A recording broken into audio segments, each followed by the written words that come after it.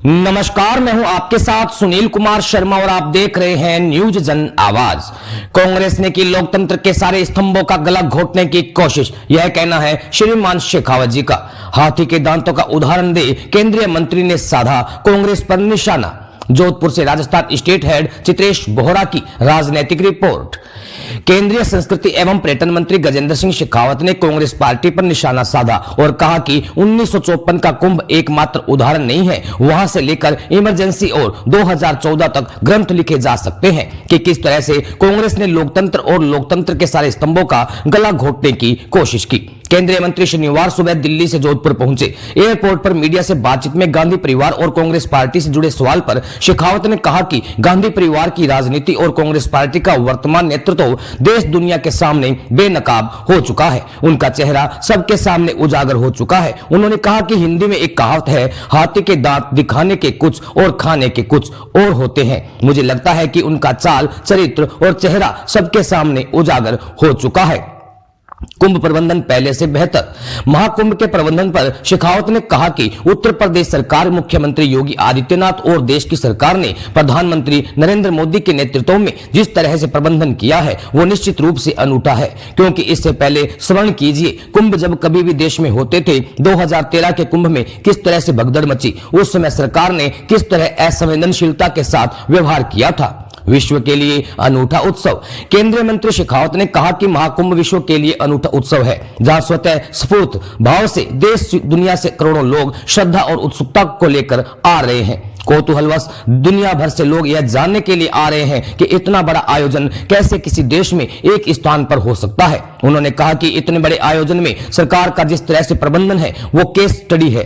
पौष पूर्णिमा और मकर संक्रांति के स्नान पर 5 करोड़ लोगों ने महाकुंभ में स्नान किया। आने वाली मौनी अमावस्या के दिन यह संख्या और भी बढ़ेगी। राजस्थान स्टेट हेड चित्रेश बोहरा की रिपोर्ट के साथ देखते रहिए न्यूज जन आवाज। देश ही नहीं, विदेशों की भी इस पे नजर और विदेशी मीडिया इसको कवरेज करना ही है। इतना पहले दिन 1.65 करोड़ की एक विशाल पंडाल और उसके बाद में 3.5 की एक भव्य आयोजन। देखिए, निश्चित रूप से कुंभ विश्व के लिए एक अनूठा उत्सव है, जहाँ स्वतः स्फूर्त भाव से देश और दुनिया से करोड़ों लोग श्रद्धा का भाव लेकर के, कुछ उत्सुकता का भाव लेकर के, कुछ कौतूहलता दुनिया भर से जानने के लिए कितना बड़ा आयोजन हो, कैसे किसी देश में एक स्थान पर हो सकता है। कुछ इतने बड़े हो रहे आयोजन ने सरकार का जिस तरह से प्रबंधन है उसको एक केस स्टडी की तरह अध्ययन करने के लिए विभिन्न राज्यों ने भी अपने राज्यों में होने वाले बड़े आयोजनों में कुंभ को देख करके उसकी आयोजन की व्यवस्था को समझा जा सके। इस दृष्टिकोण से देश भर से 45 दिन में, दुनिया भर से 45 दिन में 45 करोड़ लोग कुंभ के साक्षी बनेंगे।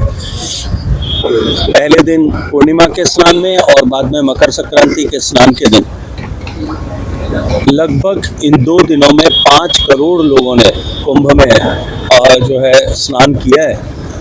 लेकिन इसके साथ साथ में लगभग 15 लाख लोग जो है कुंभ में पूरे 45 दिन तक रह करके कल्पवास कर रहे हैं। लगभग इतनी बड़ी संख्या साधुओं की है जो पूरे 45 दिन तक लगभग कुंभ में रहने वाले हैं और लगभग इतनी बड़ी संख्या यानी 15 लाख लोग ऐसे हैं जो सफाई कर्मचारी के रूप में, विभिन्न व्यवस्थाओं को देखने वाले कर्मचारियों के रूप में, भोजनशालाओं का प्रबंधन करने वाले और भोजन का व्यवस्था करने वाले लोगों के रूप में वहाँ स्थायी रूप से निवास कर रहे हैं। लगभग 50 लाख लोग स्थायी रूप से निवास कर रहे हैं और बाकी लोग जो है नित्य प्रतिदिन आते हैं और ऐसे बड़े स्नान के दिन और भी ये संख्या आने वाली मौनी अमावस्या के दिन और भी ये संख्या जो है बड़ी होगी। लेकिन निश्चित ही कुंभ का प्रबंधन उत्तर प्रदेश सरकार माननीय योगी आदित्यनाथ जी के नेतृत्व में और देश की सरकार ने माननीय प्रधानमंत्री जी के नेतृत्व में जिस तरह से किया है वो निश्चित रूप से अनूठा है। क्योंकि इससे पहले कुंभ जब कभी भी देश में होते थे, कुंभ शाश्वत है, हजारों साल का लिखित इतिहास है। लेकिन इससे पहले के कुंभ का स्मरण करिए, 2013 के कुंभ में किस तरह से भगदड़ मची, सरकार ने किस तरह से उस समय जो है असंवेदनशीलता के साथ में व्यवहार किया था। वहां से लेकर के 1954 में जब देश की आजादी के बाद में पहला कुंभ हुआ था, आप उस समय के कुंभ की व्यवस्थाओं को देखिए, सरकार किस तरह से इन विषयों को लेकर के उदासीन थी।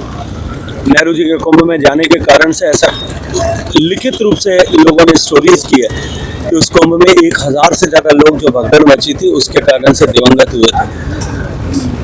लेकिन अब क्योंकि सरकार हमारी विरासत का संरक्षण करने और विरासत का सम्मान करने वाली सरकार है, इसलिए निश्चित रूप से इस बार के कुंभ की व्यवस्थाएं जो है पहले से बहुत बेहतर, अच्छी और निश्चित रूप से व्यवस्थाओं को देखने और समझने की योग्य है। सर, एक बहुत बड़ा गठबंधन बनाया गया था, इंडिया नाम भी दिया गया था उसका।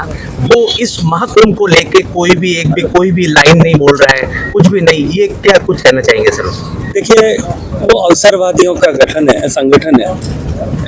ऐसे लोग जो पिछले लोकसभा चुनाव से पहले इस भय को लेकर के कि सरकार अगर फिर सत्ता में आई तो हम ऐसे भ्रष्टाचारियों को ये नहीं बख्शने वाली है, जीरो टॉलरेंस की नीति के तहत ऐसे सारे लोग जो जेल यात्रा करके आए थे वो सारे लोग एक साथ एकत्रित आए थे।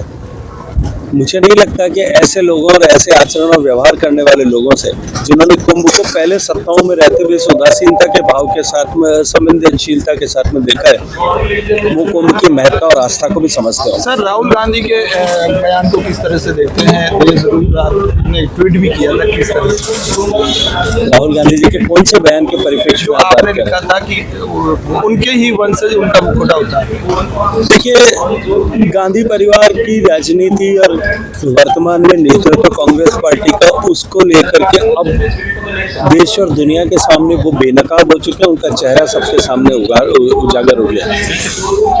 वो हिंदी में एक कहावत होती है, हाथी के दांत दिखाने के और खाने के और।